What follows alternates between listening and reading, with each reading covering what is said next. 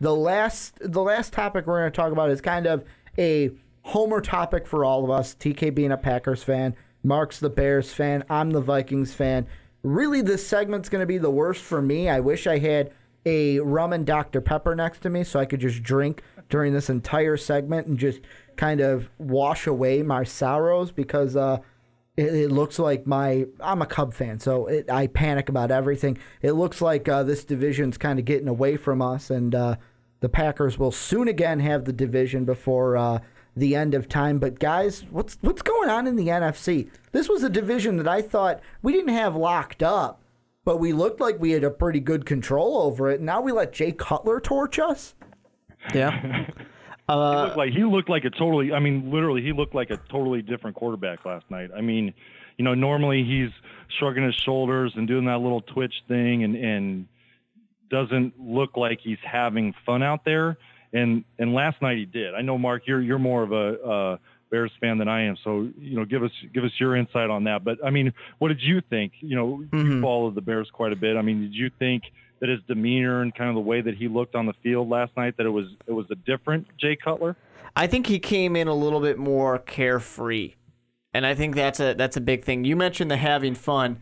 A lot of times when a team is struggling, a big part of it is they're not enjoying themselves out there, and it's not an enjoyable experience being on the field, and that brings down the morale of the team. So I think this situation with Jay Cutler coming in there and saying, "Hey, I'm probably done. The team probably doesn't care. Whatever. Let me just go out there and give it all I got." And then you could go in there with the defeatist attitude of whatever. I'll just throw it up and let me just get back home on the couch with Kristen. Did you see what she did, by the way, on told Twitter? everybody to shut up. If you guys haven't known, she tweeted at, I guess this was after the game, it had to be, "Can everyone shut up now?" Winky face, tongue out emoji. It's just fun, though. It's one game, sweetheart. It's one game. It's just fun because, you know, Jay Cutler is this guy who is so...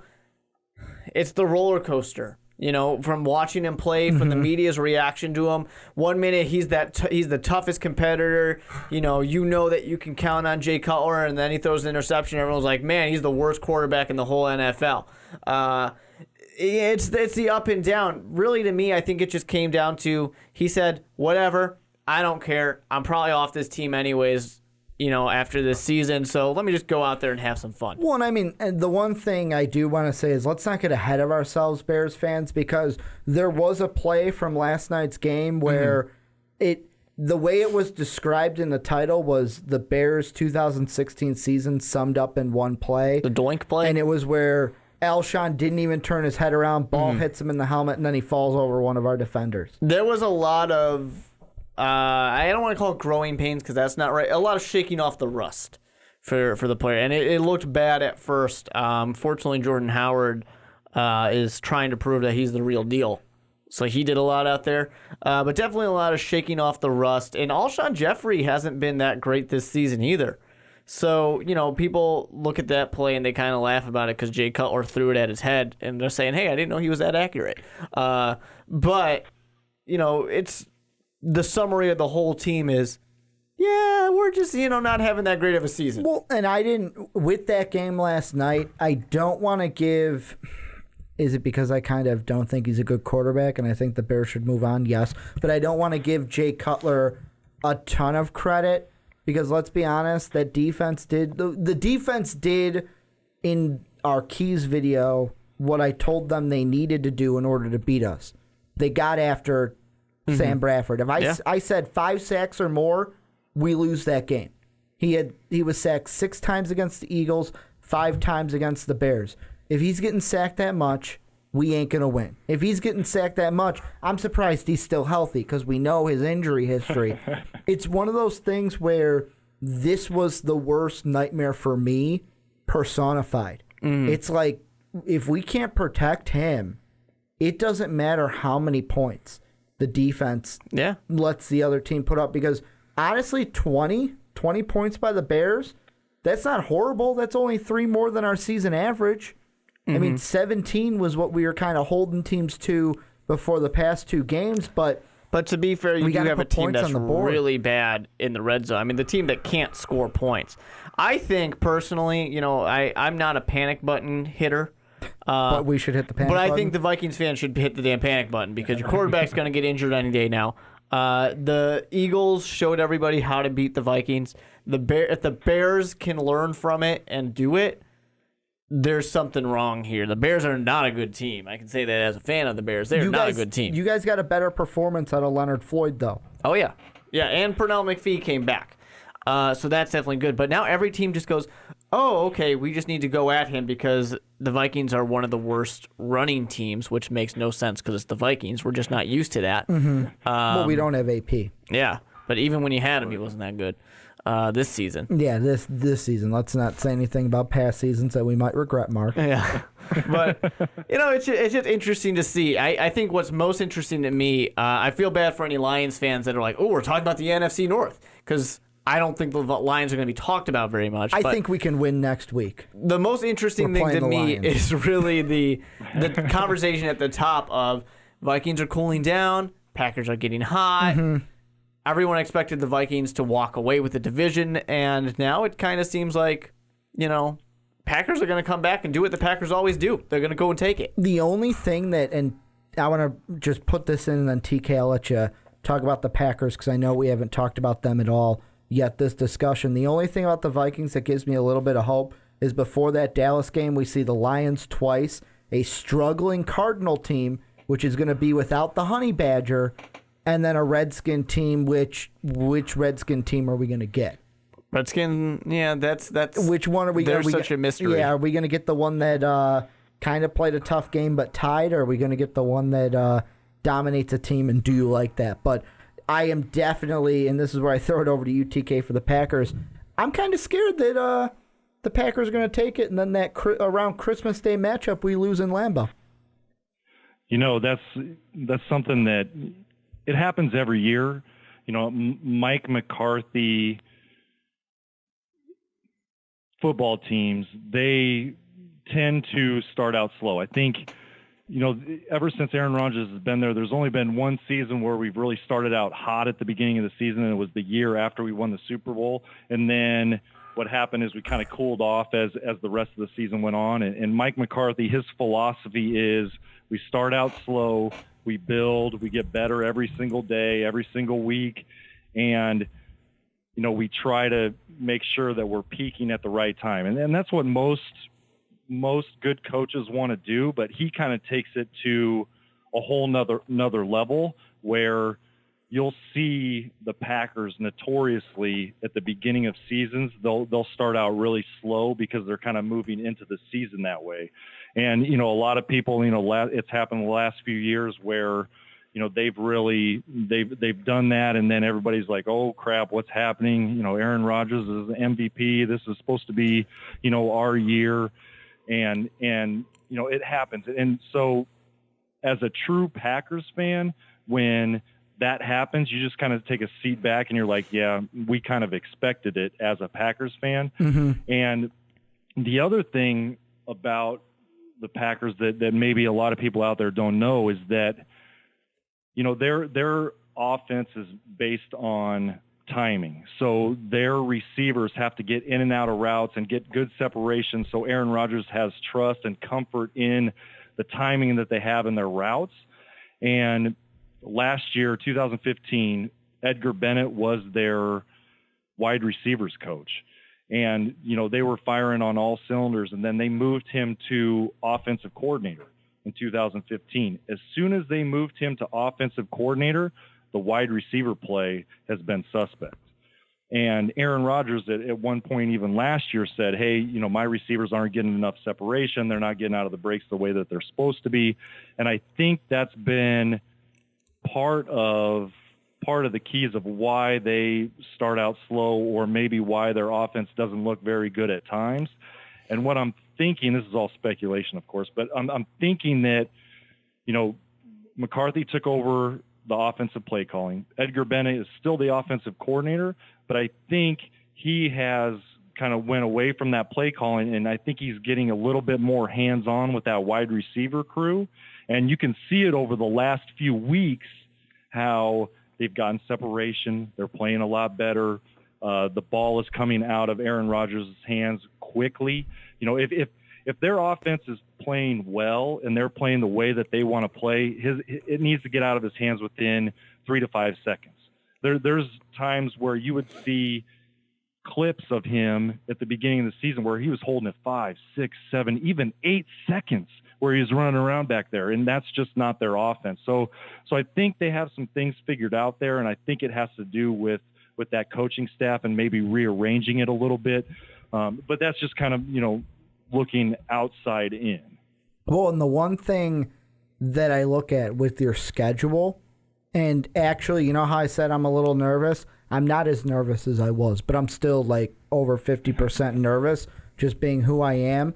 The one saving grace, me as a Vikings fan looking in, that the Packers are going to have to go through, and maybe they win all 3 of these games and tell me to go fuck myself, but maybe they don't. Your next 3 games are winnable. Indy, Tennessee, Washington on the road, kind of like the same thing with the Vikings. What Redskin team are you going to see? It's after that. Week 12, 13, and 14, you see a Philly team in Philly that I'm hoping that, hey, they beat us. Maybe they can beat you guys. Then week 13, you play the Texans. You play Brock, who hasn't been that good, but you're playing them at home. I thought you were playing them in Houston. You can win that game. But then it's that Seattle game where Seattle is the tougher of the NFC West teams. And with me, it's usually you wouldn't want to play either the Cardinals or the Seahawks, but I'll take the Cardinals over the Seahawks right now. I will play them and let you guys have Seattle, even if it's in Lambeau. It's those 3 games that I have to pray that you guys go 0-3, because it looks like you might go 3-0, 2-1, and then I would need 0-3 from that before you finish out with division to end the season. Yeah, and I agree with you on a lot of points there. I think we go to Washington and lose. We just don't do well on the road on natural grass. I mean, we're just unless we can get Eddie Lacy back by then. Mm-hmm. And I don't know, I'm not too familiar on his situation and what it looks like in terms of his probability. But if we can get him healthy and get a good stout running game before we play Washington, that's going to be the only way we win that game. And then, of course, with Seattle, again, we're going to have some sort of running attack, and that's where we go back to, where I said they were losers in terms of the trade deadline, because we talk about the timing of their offense, and you mentioned it at the beginning of the podcast where the year that they won the Super Bowl, they had a good running game. They need that running game to play off that and make sure that their timing is good with the receivers. And then again, that receivers getting separation. If you have a good running game, the defensive backs and the linebackers have to be aware of that running game. So that gives them a little bit of an advantage coming off those breaks.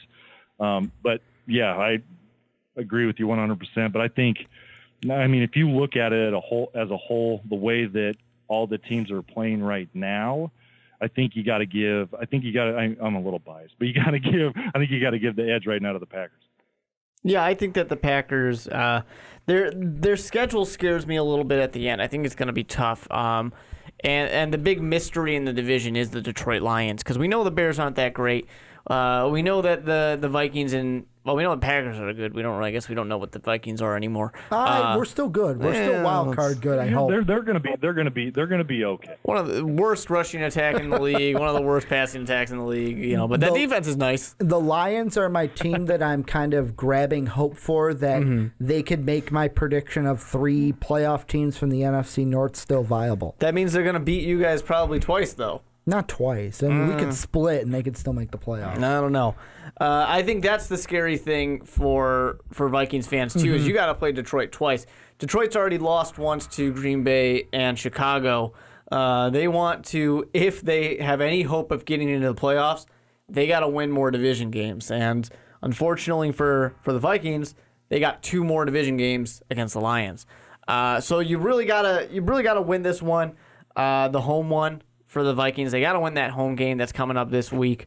against the Lions. But for me, I think that Lions are maybe going to make a splash or two to impact some of the wild card situation in this division. But Bears aren't going to be that great. Even if the Bears were to kind of turn things around a little bit, start winning a few more games, they're still probably a top 10 draft pick team. They've got 2-3 games that should be pretty safe to win. But, it's a 2-6 team. I don't think anything is safe at this point. It's just nice to have Jay Cutler because as much as Brian Hoyer was doing a good job, he's serviceable. Jay Cutler can at least win you some games. And with the defense getting better, great. But really it comes down to the Packers and the Vikings. The one thing I do want to say about the Bears, though, is much like last year, we beat the Packers once. So that's good enough. That's like winning a Super Bowl. This year, beat the Vikings like winning a Super Bowl. We're all right. And that's the one thing I kind of wanted to bring up. We had a Twitter follower of ours, Tyler, who's a Bronco fan. He's been giving me shit all year every time the Broncos win a game. But he actually gave me shit yesterday during the Monday night game. And all he said was, at Ricky Widmer, damn, #SkullVikes, and then the cry laugh emoji. And I just want to tell everyone, and I told this to Tyler on Twitter, I did say at the beginning of the season that we would probably split with the Bears because we always do. Yeah, you thought the Bears were a lot better in the offseason. You had them going to the playoffs. I thought they were 10-6, but we still do split with the Bears. The one thing I want to ask Bear fans, and just goes out to you guys listening, do you guys want to win the next 4 games? Like, those are 4 winnable games. Do you want to win those games, go maybe 10-6 or 6-10? And then it's like, well, crap, we got a middle-of-the-pack draft pick again. Yeah. I think if that's the thing that saves the coaching staff, I think I'm okay with it. Because I do firmly believe the coaching staff needs another year. Are you the guy jumping on Dowell Loggins' bandwagon because he had one good game plan? I'm not just going to jump on his bandwagon. I mean, I don't think he's terrible. I just think that John Fox in general is too conservative of a coach. And he's going to, of course, buy into that too.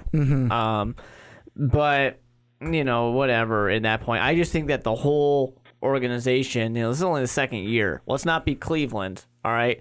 Let's allow the team to develop and try and employ their strategies. But that's going to do it for the on. Is there anything in this NFC North? I should ask you guys, like I asked numerous times already. Is there anything that we missed in this NFC North discussion? I'll take this is hard for me to say as a Packers fan, and my blood is kind of boiling, and I feel like I'm going to throw up in my mouth a little bit. But I think as a Vikings fan, don't be worried about one game against the Bears. They came out, Cutler came back. It was kind of one of those, anomalies where, he had something to prove. He came back, like Mark said earlier in the podcast, he just kind of played with a free spirit. Don't worry, Jay Cutler will come back around. He'll start being a little bit more tense and those types of things. And I think Sam Bradford has enough confidence moving forward here that he can kind of carry the team to a few more wins. I really do.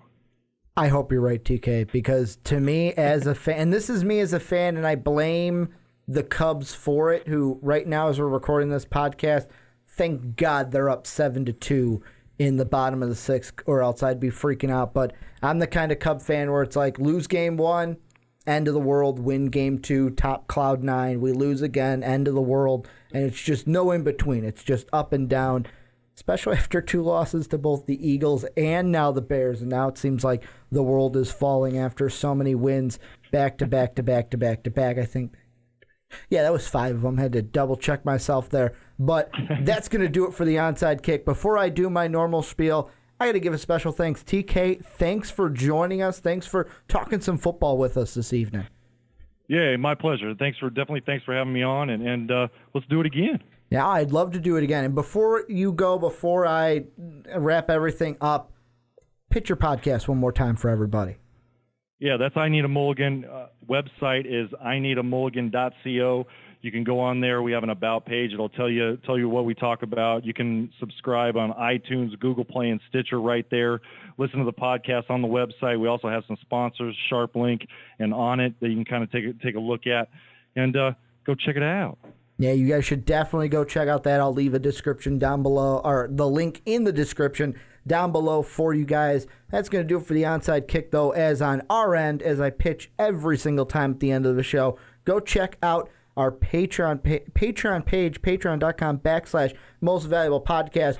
If you're wondering, well, I know we can't see TK because he's over the phone, but Ricky, Mark, we want to see your beautiful faces, especially on the YouTube channel. Go check out the Patreon page, look at our rewards.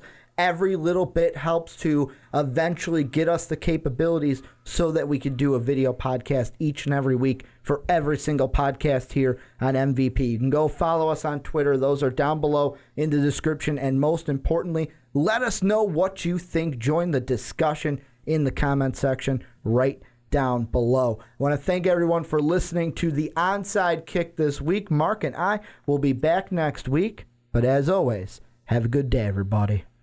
Thank you for listening to this MVP podcast. Follow us on Twitter @MostValuablePod for more great podcasts.